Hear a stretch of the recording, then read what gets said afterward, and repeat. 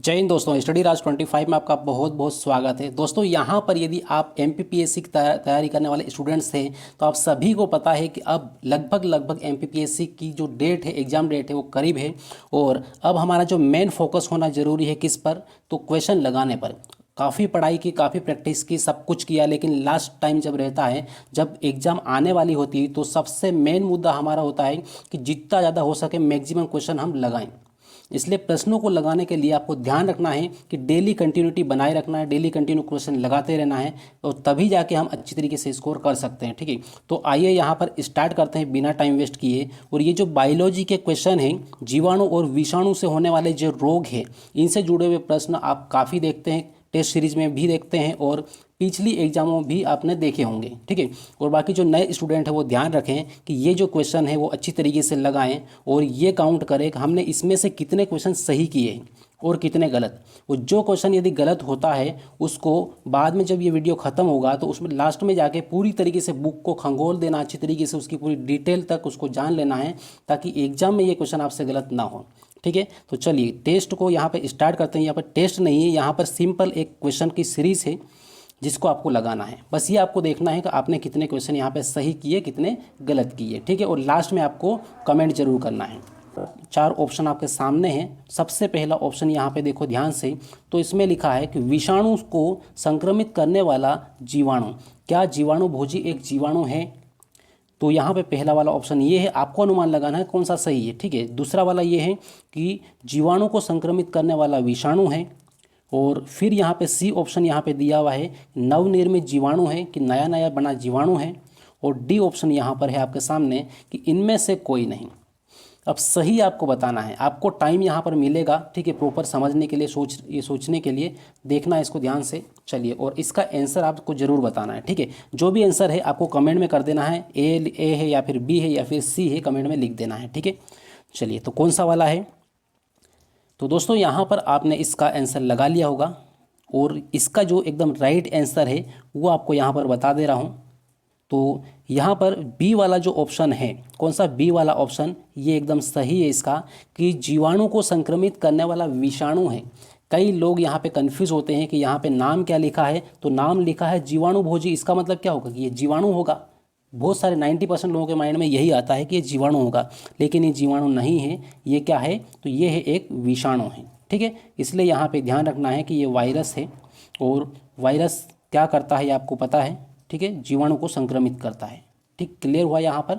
और फिर थोड़ा सा इसके बारे में यदि आपको बताऊँ तो ये जो वायरस है, जो बैक्टीरियोफेज है, ये बैक्टीरियोफेज डीएनए और आरएनए से बना होता है। इसमें न्यूक्लिक एसिड की परत होती है, कवर होती है। ठीक है, विषाणु में, राइट। तो ध्यान रखें इसको, और बढ़े अगले प्रश्न की ओर। तो अगला वाला प्रश्न ध्यान से देखना है, पढ़ना है, और फिर आपको इसका जवाब देना है। चलिए, तो आपके सामने ये दूसरा वाला क्वेश्चन आ चुका है, पढ़ लें इसको ध्यान से।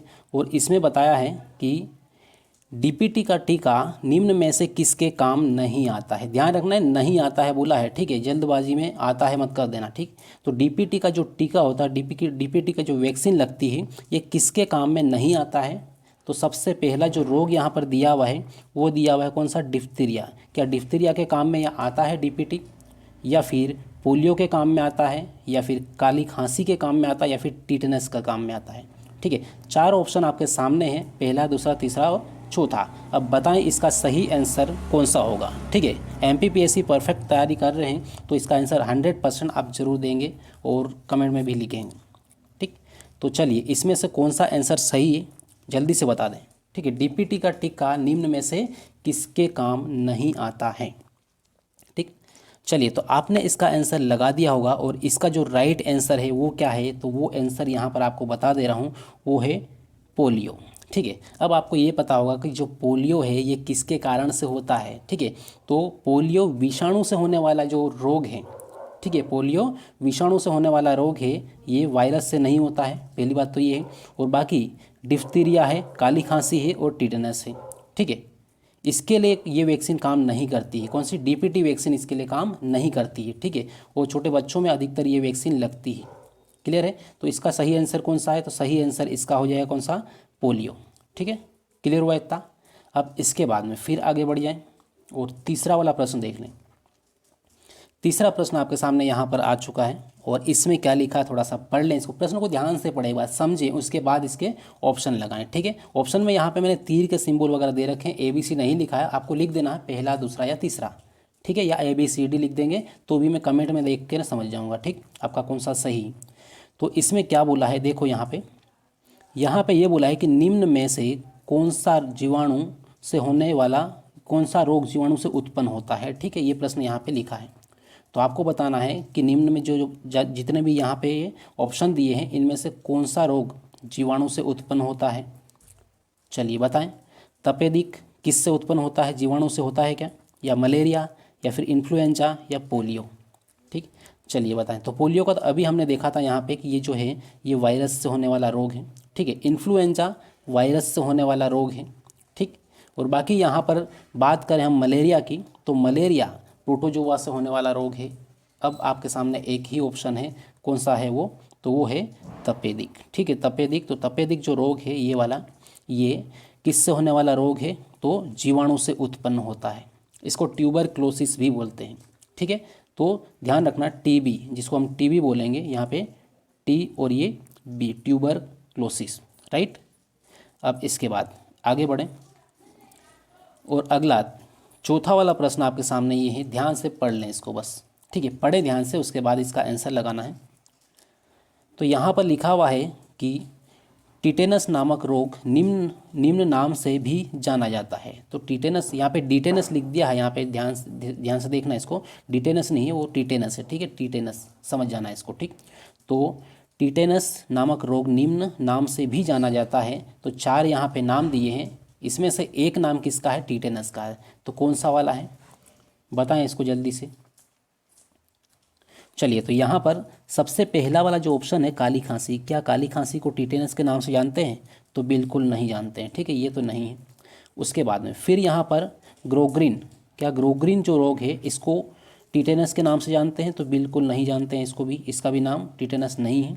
उसके बाद यहाँ शिंगल्स लिखा हुआ है। ठीक है, ये एक रोग का नाम है शिंगल्स, तो क्या ये टिटेनस हो सकता है।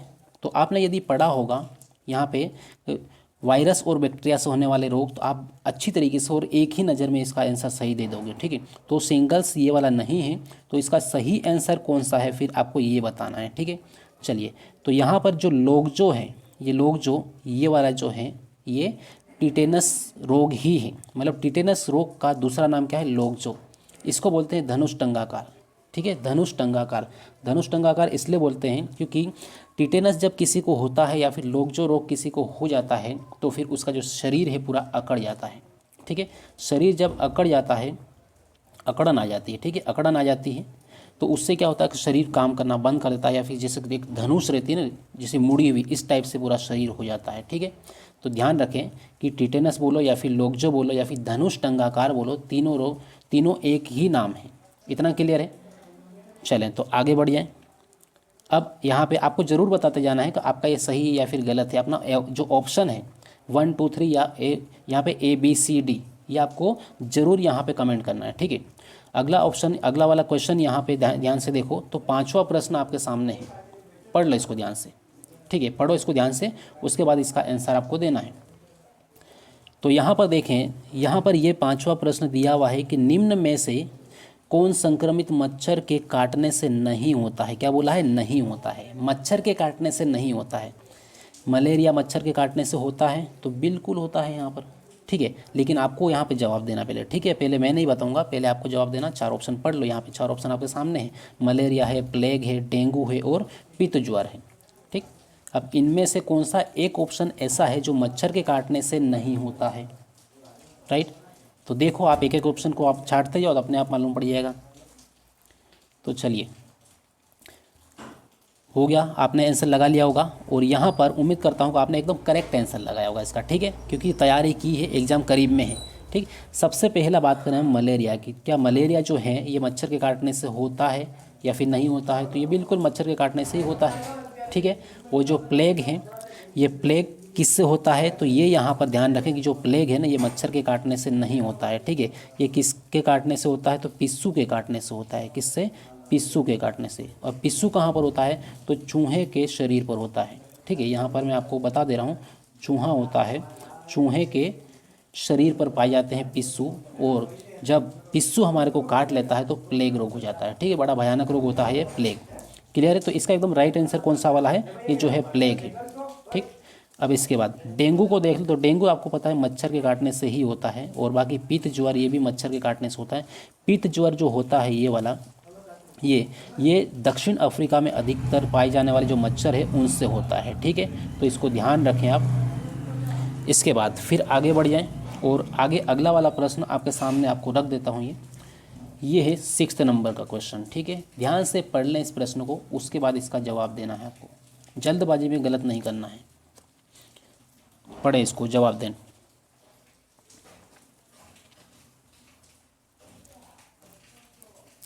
चलिए, तो प्रश्न क्या दिया है पढ़ लिया आपने, और आपने आंसर भी दे दिया होगा। ठीक है, तो इसमें यहाँ पर ये बोला है कि निम्नलिखित जोड़ों में कौन सा जोड़ा सही है। क्या बोला है? कौन सा जोड़ा सही है। तो यहाँ पर आपको बता दे रहा हूँ कि यहाँ पर रोग का नाम दिया हुआ है और उससे प्रभावित होने वाला अंग दिया हुआ है। ठीक है, तो किस रोग से कौन सा अंग प्रभावित होता है ये दिया है, तो इनमें से कौन सा जोड़ा सही है ये आपको बता देना है। ठीक है, बाकी 3 गलत है। चलिए, तो जल्दी से अपना आंसर बता दें।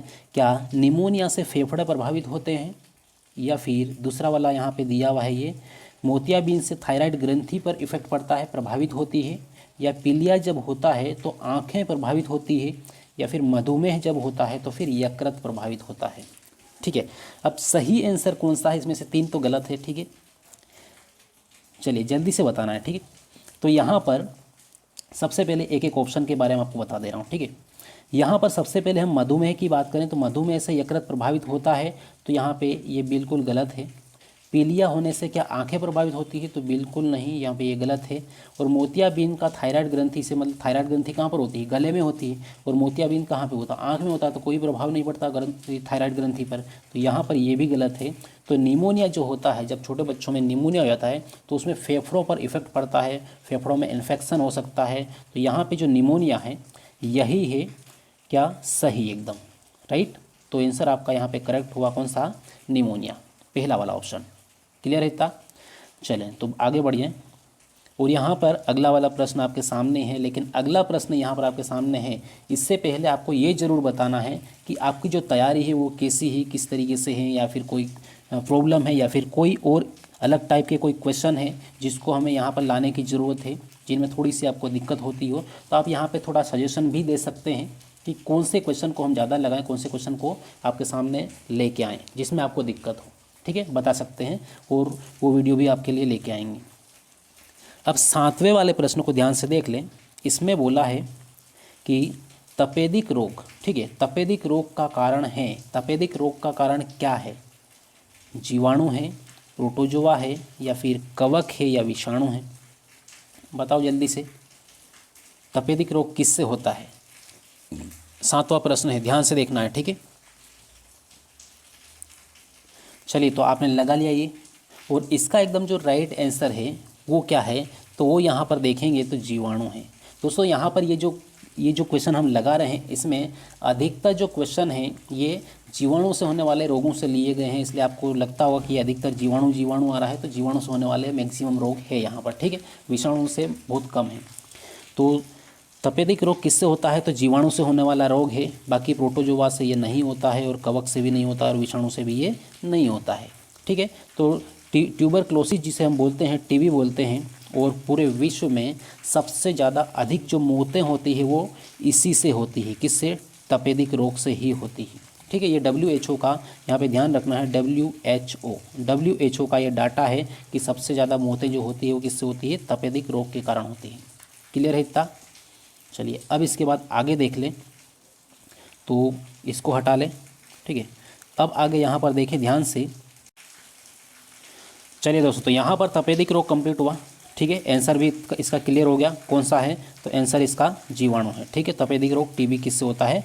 जीवाणु से होता है। ठीक है, अब इसके बाद अगला वाला प्रश्न है, इसको ध्यान से देख लेना, पढ़ लेना। अगला वाला प्रश्न क्या कहता है? प्लेग रोग का वाहक है। अब ये वाला जो प्रश्न है ना, इसको ध्यान से आपको पढ़ना है, बहुत सरल प्रश्न है। अभी तक का सबसे सरल जो क्वेश्चन है वो यही है कि प्लेग रोग का वाहक है, कौन वाहक है? ठीक है, प्लेग रोग का वाहक कौन है, जल्दी से बताएं। और ये वाला जो प्रश्न है ना, ये इसमें 90% लोग इसमें कंफ्यूज हो जाएंगे और गलत आंसर भी देंगे, ये आपको पहले से बता दे रहा हूँ। जबकि ये प्रश्न बहुत आसान दिख रहा है, बहुत आसान है भी, ठीक है, क्योंकि यहाँ पर जो प्लेग रोग के 2 ऑप्शन सही है एकदम, और उसमें से एक आपको सही बताना है, ठीक है। एक के कारण रोग होता है और एक उसका वाहक है। तो सबसे पहले देख लें यहाँ पे जो मच्छर है, क्या मच्छर के काटने से प्लेग रोग होता है? तो बिल्कुल नहीं, या तो गलत हुआ ये, ठीक है। उसके बाद फिर यहाँ पे बिल्ली लिखा है कि बिल्ली के काटने से प्लेग रोग होता है, तो ऐसा तो आपने पढ़ा ही नहीं होगा, पहली बात तो किताब में नहीं लिखा, ठीक है, ये। उसके बाद फिर यहाँ पर देख ले चूहा दिया हुआ है, तो चूहे के काटने से, या चूहा इसका वाहक है, हमें क्या बताना है, वाहक कौन है, ठीक है, वाहक कौन है ये बताना है। तो चूहा इसका वाहक है, तो बिल्कुल यहाँ पे चूहा इसका वाहक है, लेकिन कई लोग यहाँ पे इसको पिस्सू भी लगा देंगे, ज़्यादा थोड़ा सा दिमाग लगा देंगे, जो थोड़ा सा ज़्यादा सोचने लगेंगे तो वो पिस्सू को लगाएंगे, ठीक है। क्यों? क्योंकि पिस्सू के काटने से ये रोग होता है, जबकि वाहक कौन है, चूहा है, राइट। तो इतना यहाँ पर क्लियर हुआ कि दोनों ऑप्शन को आपको ध्यान रखना है कि पिस्सू क्या है, पिस्सू जब काट लेता है तो ये प्लेग रोग होता है, और बाकी इंसानों तक पहुँचाने का जो माध्यम है वो चूहा है। क्लियर इतना? चलिए आगे बढ़ जाएं, और अगला वाला प्रश्न आपके सामने है, अगला 9th वाला है ना, 9वां प्रश्न है, मोस्ट इंपॉर्टेंट क्वेश्चन है, ये वाला पूछा गया प्रश्न है, ध्यान रखना। और ये जो जितने क्वेश्चन लिए हैं मैंने, इसमें से 95% क्वेश्चन है जो पिछली परीक्षाओं में पूछे गए हैं, ठीक है। इसलिए वीडियो को ध्यान से देखना है, गौर करना थोड़ा सा, और जो सारे ऑप्शन मैं बता रहा हूँ उसको ध्यान रखना, ठीक है। तो 9वां प्रश्न है, क्या कहता है, थोड़ा सा पढ़ लो इसको ध्यान से, प्रश्न को ध्यान से पढ़ना है। तो इसमें यहाँ पे क्या बोला है, 9वें प्रश्न में कौन सी औषधि, यहाँ पे क्या बोला है, कौन सी औषधि यक्ष्मा और कुष्ठ रोग दोनों की चिकित्सा के लिए उपयुक्त है, ठीक है। तो यक्ष्मा और कुष्ठ रोग दोनों का इलाज करने वाली एक दवाई कौन सी है, इन 4 ऑप्शन दिए इसमें से, ठीक है। तो पहला यहाँ पर दिया है आइसोनियाजाइड, क्या ये वाली है क्या? दूसरा है स्ट्रेप्टोमाइसिन, ये वाली है क्या? आपको दिमाग लगाना, ठीक है, आपको सोचना है कि इसका आंसर कौन सा है सही, और आपको कमेंट करना है इसका, ठीक है। तीसरा वाला यहाँ पे देख लो, रिफेपाइसिन, ये वाली है, या फिर अमीनोसैलिसिलिक एसिड, ठीक है। यहाँ पे चौथा वाला कौन सा है, अमीनोसैलिसिलिक एसिड। अब 4 ऑप्शन आपके सामने हैं, अब इसको आपको बताना है कि कौन सा सही है, कौन सा गलत है। तो राइट ऑप्शन कौन सा है, जो दोनों बीमारियों में काम आती हो, यक्ष्मा और कुष्ठ रोग दोनों में काम आती हो, वो दवाई आपको बताना है, वो औषधि आपको बताना है। चलिए, तो आपने यहाँ पे इतनी देर में तो लगा लिया होगा बहुत अच्छी तरीके से, और आपको यदि इसके बारे में डिटेल में पता है तो आपको वो भी लिखना है डिटेल में कि ये किस कारण से होता है, कैसे होता है, किस मतलब जितना भी आपको नॉलेज है वो लिखना है, ठीक है। तो देखो इसका जो सही आंसर है वो है चौथा वाला ऑप्शन, और इसमें यहाँ पे लिखा है अमीनोसैलिसिलिक एसिड। ये क्या है, ये कुष्ठ रोग में भी काम आती है, और इसमें यहाँ पे यक्ष्मा भी काम आती है, ठीक है, यक्ष्मा और कुष्ठ रोग दोनों में काम आती है, तो ध्यान रखना है इसको, राइट। और ये वाली बहुत कम बुकों में मिलती है, यहाँ तो नॉर्मल हम पढ़ेंगे जैसे कि ल्यूसेंट वगैरह पढ़ते हैं, इनमें इस तरीके से मिलती नहीं है ये वाली, ठीक है, ध्यान रखना है। आगे 10वां प्रश्न, 10वें प्रश्न में इसका जवाब आप बहुत आसानी से दे सकते हैं, क्योंकि थोड़े मतलब 2-3 क्वेश्चन पहले मैंने इसका आंसर आपको बता दिया था, ठीक है, यदि आपने ध्यान से सुना है, समझा है तो। लिखा है इसमें कि WHO, क्या है, WHO के अनुसार सर्वाधिक संख्या में मृत्यु किस रोग के कारण होती है, ठीक है। WHO के अनुसार सबसे ज़्यादा मृत्यु किस रोग के कारण होती है, इन चारों में से आपको बताना है एक। क्या एड्स की वजह से सबसे अधिक मृत्यु होती है, या फिर मलेरिया की वजह से, या फिर यक्ष्मा की वजह से, यक्ष्मा मतलब टीबी, ठीक है, और चौथा है इबोला, ठीक। अब कौन सा वाला सही है? चलिए, तो आपने लगा लिया होगा इसका आंसर कि नहीं लगा है, लगा लिया है ना, ठीक है, तो लगा लिया। तो यहाँ पे देख लें जरा, एड्स के कारण सबसे ज़्यादा मौतें नहीं होती है, ना ही सबसे ज़्यादा मलेरिया से होती है, लेकिन यहाँ पे इबोला क्या है, इबोला तो एक वायरस है, ठीक है, ये एक महामारी के रूप में आया था, बाकी हमेशा इतना ज़्यादा नहीं रहता है, ठीक है, तो ये भी नहीं है। मतलब इसका जो राइट आंसर है, वो राइट आंसर कौन सा है, वो है टीबी। कौन सी है? टीबी। तो ध्यान रखें इसको, टीबी, ट्यूबरक्लोसिस यहाँ पे, तो यक्ष्मा इसको बोलेंगे हिंदी में, ठीक है, ध्यान रखें। चलिए, तो ये हुआ यक्ष्मा या फिर टीबी आपका सही आंसर। क्लियर हो गया ना? अब इसके बाद फिर आगे बढ़ें। दोस्तों, यहाँ पे यदि आपने चैनल अभी तक सब्सक्राइब नहीं किया है तो ज़रूर आपको कर लेना है, थोड़ा सा सपोर्ट आपको भी करना है, ताकि हम एक से एक कंटेंट आपके लिए लेके आए, और यहाँ पर आपको ध्यान रखना है कि जितने भी प्रश्न यहाँ पे लेके आए हैं ये आप सभी के लिए मोस्ट इम्पोर्टेंट है। आप एमपीपीएससी के लिए अभी एग्ज़ाम आ रही है, इसमें से ही प्रश्न आपको देखने को मिल जाएंगे। बाकी आप अदर कोई सी भी एग्ज़ाम्स हो उसकी तैयारी कर रहे हो तो उसमें भी यहाँ पे इम्पोर्टेंट क्वेश्चन ये हैं, ठीक है। अभी दोस्तों थोड़ी सी आपको आवाज़ आ रही होगी, साउंड थोड़ा आ रहा होगा, पानी भी बाहर गिर रहा है, बहुत ज़ोर ज़ोर से पानी गिर रहा है, ठंड का मौसम है लेकिन पानी अभी भी गिर रहा है, ठीक है। तो यहाँ पे हो सकता है थोड़ा बहुत डिस्टर्बेंस हो, लेकिन कोई दिक्कत नहीं, समस्याएं आती है, समाधान भी देखना है, ठीक है। चलिए, तो इसका आंसर आपने लगा लिया टीवी। अब 11वां प्रश्न देखो। 11वें प्रश्न से पहले यहाँ पर ध्यान रखना है कि एक बात जो आपको ध्यान रखना है वो ये है कि थॉट्स, यहाँ पे मोटिवेशनल थॉट्स दिया है, ठीक है, जो आपके माइंड में हमेशा रखना है। क्या दिया है, थोड़ा सा पढ़ लें इसको। क्या फ़र्क पड़ता है कि लोग तुम्हारे बारे में क्या सोचते हैं, तुम्हें यह निश्चित करना होगा कि लोग तुम्हारा भविष्य अपनी सोच से लिखें या तुम अपना भाग्य खुद लिखोगे, ठीक है। यदि लोग आपका भाग्य लिखने में लगेंगे तो फिर पक्का है कि बर्बाद कर देंगे। इसलिए सही यही है कि खुद अपना भाग्य अपने हाथों से लिख ले तो ज़्यादा सही है, ठीक है, और वक्त का सही इस्तेमाल कर लें बस। अब यहाँ पे आगे देख लें दोस्तों, 11वां प्रश्न आपके सामने है, ठीक है। 11वां प्रश्न है और एमपीपीएससी की एग्ज़ाम एकदम पास में है, ठीक है। तो ध्यान रखें यहाँ पे, ये वाला जो प्रश्न है इसमें अधिकतर लोग गलत कर देंगे, इसको मेरे को पता है, ठीक है, क्योंकि क्वेश्चन ये वाला हर किसी को पता नहीं होता है, इसके बारे में नहीं पढ़ते हैं ज़्यादा, लेकिन ये प्रश्न पूछा गया प्रश्न है, ये आपको बता दे रहा हूँ, ठीक है। चलिए, तो 11वां प्रश्न बता दें जल्दी से। इसमें क्या दिया हुआ है, इसमें प्रश्न पढ़ के आपको बता दे रहा हूँ कि निम्न में ब्रांड स्पेक्ट्रम औषधि है, तो ब्रांड स्पेक्ट्रम औषधि कौन सी है इन चारों में से, ए बी सी डी में से। जल्दी से आपको ऑप्शन कमेंट कर देना है, ठीक है, कमेंट जरूर करना है। सबसे पहला वाला यहाँ पे दिया हुआ है, देखो लास्ट से हम स्टार्ट करेंगे यहाँ पे डी वाले से, ठीक है।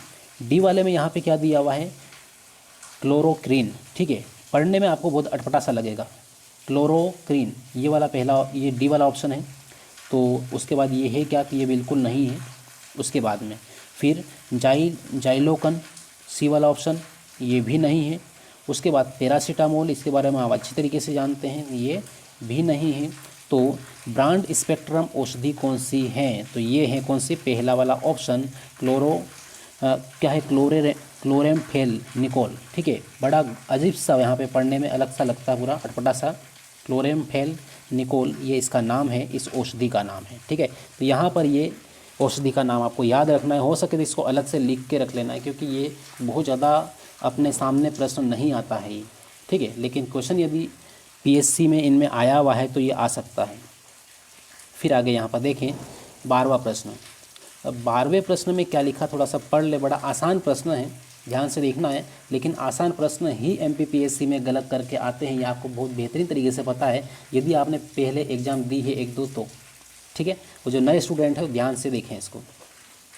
चलिए, 12वां प्रश्न में क्या बोला है कि कौन सा रोग, क्या बोला है, कौन सा रोग पानी के प्रदूषण की वजह से नहीं होता है, नहीं होता है बोला है, पानी के प्रदूषण की वजह से नहीं होता है, मतलब गंदा पानी का सेवन करने से कौन सा रोग नहीं होता है।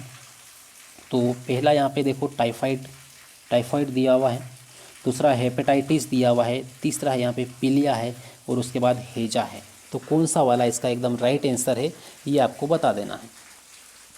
चलिए जल्दी से बताएं अपना ऑप्शन कौन सा है, कमेंट कर दें।